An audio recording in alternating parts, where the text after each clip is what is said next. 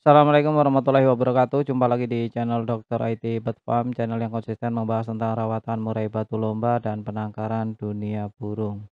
Teman-teman, temanya kali ini adalah tentang murai batu yang saut-sautan ya. Murai batu saut-sautan dalam artian murai batu di rumah kita itu lebih dari satu burung. Nah, ini apakah mengganggu pada murai batu kita yang ke lomba orientasinya untuk kontes atau tidak?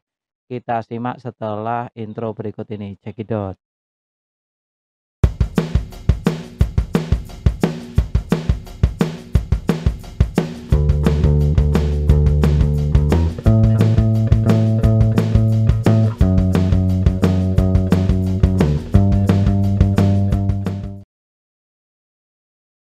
Murai batu dilombakan itu harus dijaga baik-baik, entah itu dari tingkat faktornya, dari materinya, ataupun dari sensitivitasnya ya, atau sensitifnya. Daya sensitifnya, daya gebraknya, daya kuar-kuarnya, untuk tidak serta-merta dikeluarkan begitu saja saat di rumah, teman-teman. Tugas perawat murai batu sebenarnya adalah untuk menahan. Tugas pertamanya adalah untuk menahan agar burung murai batu itu tidak gemprong-gemprong di rumah, di jalan, atau dibawa atau dipedok sekitar area lomba. Itu tugas pokoknya.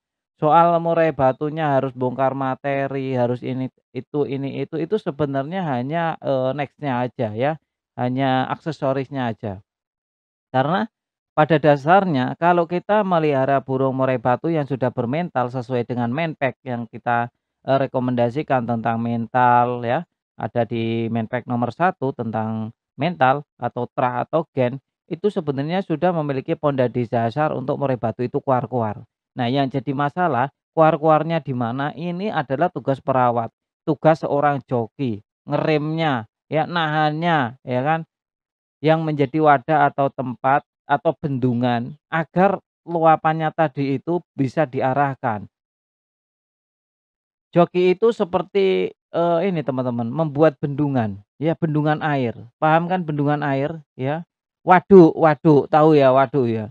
Nah itu, gimana kita bisa membuat bendungan yang kokoh, serta irigasi-irigasi yang jelas, yang bagus, ya. Kapan tahu waktunya untuk buka pintu air, kapan waktunya nutup. Nah ini ya, ini penting sekali. Karena kalau bendungannya kita buka terus, air tidak akan sampai tujuan, nggak akan sampai ke sawah-sawah pertanian, nggak akan sampai, karena tekanannya nggak ada tekanan dan nggak ada sumber air yang jauh lebih tinggi. Oleh karena itu kita sebagai perawat murai batu itu ya seperti kita ini, bikin bendungan, irigasi, irigasi ke irigasi harus lancar, nggak boleh rembes, nggak boleh bocor, nggak boleh jebol, dan bendungannya juga harus terisi air. Saat bendungan ini terisi air, inilah mental dasar, ya, dasar mental, tragen. Nah itu bendungannya terisi air, tempatnya di atas, lebih tinggi dari yang lain, ya.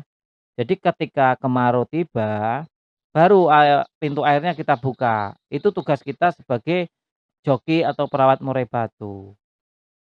Nah, bukanya kapan? Bukanya ya saat settingan tadi. H-1 mendekati lomba, H-2 mendekati lomba, kita bisa atur. Karakter dari murai batu ya seperti karakter dari bendungan kita. Kalau bukanya seberapa, tekanan seberapa. Nah, terus masuk musimnya, ya ketika melihat kita musim sama, musimnya juga sama. Musim hujan, kita harus nyetut dengan EF apa, musim kemarau dengan EF apa. Nah ini tentang, murai batu saut-sautan dari rumah, itu ada kaitannya juga, ada korelasinya juga. Jadi tadi, murai batu yang saut-sautan di rumah itu juga tidak bagus untuk murai batu yang orientasinya ke lomba. Murai batu yang saut-sautan di rumah ya seperti bendungan yang pintunya air selalu kebuka, gitu. Pintu air selalu terbuka ya, kalau terbuka penuh itu bahaya, kalau terbuka hanya sekedar itu ndak apa-apa ya, hanya untuk mengurangi debit atau untuk me-refresh air ndak apa-apa, bendungan dibuka sedikit aja agar airnya tetap ngalir, ya, tetap ngalir, tapi tidak langsung menghabiskan, air yang ada di dalam waduk atau bendungan itu sendiri. Bendungan adalah untuk mengontrol air, sama seperti kita perawat juga untuk mengontrol agar murai batu tidak gembrong-gembrong. Lalu bagaimana cara mengatasi murai batu yang saut-sautan? Teman-teman ini, agar murai batu satu sama lain itu tidak terkena mentalnya dan dia cenderung lebih tenang, teman-teman kondisikan. Seperti rutinkan pemandian, jangan sampai tatap-tatapan, terus jauhkan antara murai satu dengan yang lainnya sejauh mungkin kalau ada tempat, kalau nggak ada tempat, teman-teman bisa main sekat, beda ruangan. Terus ada masteran hidup ataupun masteran MP3 yang untuk memecah suara tadi yang lebih dominan, tapi dia tidak merusak murai batunya. Untuk murai batunya ya suara yang kecil-kecil ya, suara kecil-kecil boleh, suara kecil-kecil ya, kasih gemericik air. Ini gunanya untuk pemecah. Pemecah agar murai satu a tidak langsung kena ke murai batu B. Ada suara lain yang memecah yang membuyarkan ya. Seperti ya suara kecil-kecil lah, suara burung masteran kecil-kecil teman-teman online kan 24 jam ya, ndak apa-apa, yang penting kecil-kecil terus. Kalau ada burung murai batu gacor bagus, buat di tengahnya.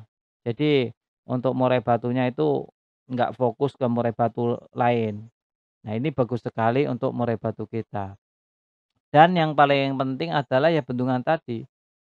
Kalau bisa murai batunya itu jangan terlalu gacor, ditahan.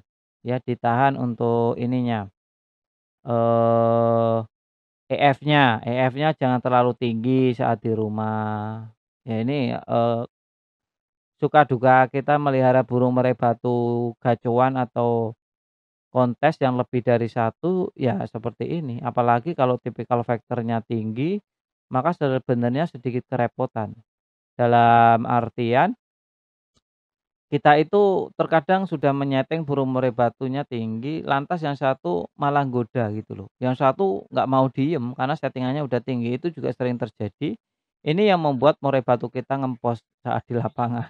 Nah, hal-hal sepele ini ya, yaitu kalau saya bilang itu namanya sliding, sliding ya, nikung. Nah, jadi sebelum dia dilombakan, dia sudah di-sliding sama murai batu lain. Kadang kan ada tuh, saya miliki pastol satu yang lagi seneng-senengnya bunyi. Kalau pastol kan lagi seneng-senengnya gacor tuh, tanpa aturan, ya udah saya biarkan. Karena memang EF-nya kan untuk pastol relatif tinggi kalau saya. Jadi dia bunyi. Yang satu sudah saya kondisikan untuk saya lombakan, ya mau saya lombakan. Ternyata ya itu, digodain sama satunya. Dipancing gitu, wah repot juga itu kalau punya murai batu yang gitu repot teman-teman. Makanya saya pengennya itu kalau murai batu satu di rumah untuk kontes satu. Jadi dia kita bisa lebih mengontrol, burung murai batunya juga lebih tenang ya. Mengontrolnya itu lebih mudah lah kalau burung murai batu satu. Beda dengan murai batu yang banyak, itu selalu kegoda teman-teman. Settingan udah tinggi kebongkar lagi, settingan udah tinggi kebongkar lagi, gitu ya teman-teman. Jadi sedikit repot. Makanya kalau untuk, orang-orang yang biasanya main di burung besar, dia rela mengontrakkan Perlu satu dicatat rumah hanya teman-teman untuk sebelum satu kita burung. Salah satunya mengakhiri tadi, video agar ini, tidak terganggu, bahwa itu video aja. ini Salam sebenarnya lestari, ditujukan salam untuk prestasi. mereka agar lebih waspada untuk menjaga murai batunya.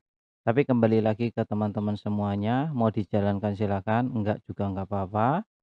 Yang jelas saya cuma berpesan murai batunya dijaga baik-baik, jangan sampai rusak ya. Dan perlu dicatat juga setiap murai memang memiliki karakter yang berbeda-beda. Jadi setiap perawatan tidak perlu diperdebatkan antara satu dengan yang lainnya. Kalau cocok dijalankan, nggak cocok ditinggalkan. Jangan cuma sekedar membaca judul saja ya. Pahami isinya, tonton dari awal sampai detik ini. Bagi teman-teman yang menonton sampai detik akhir ini, saya kira tidak akan ada perdebatan lagi di kolom komentar. Salam sehat.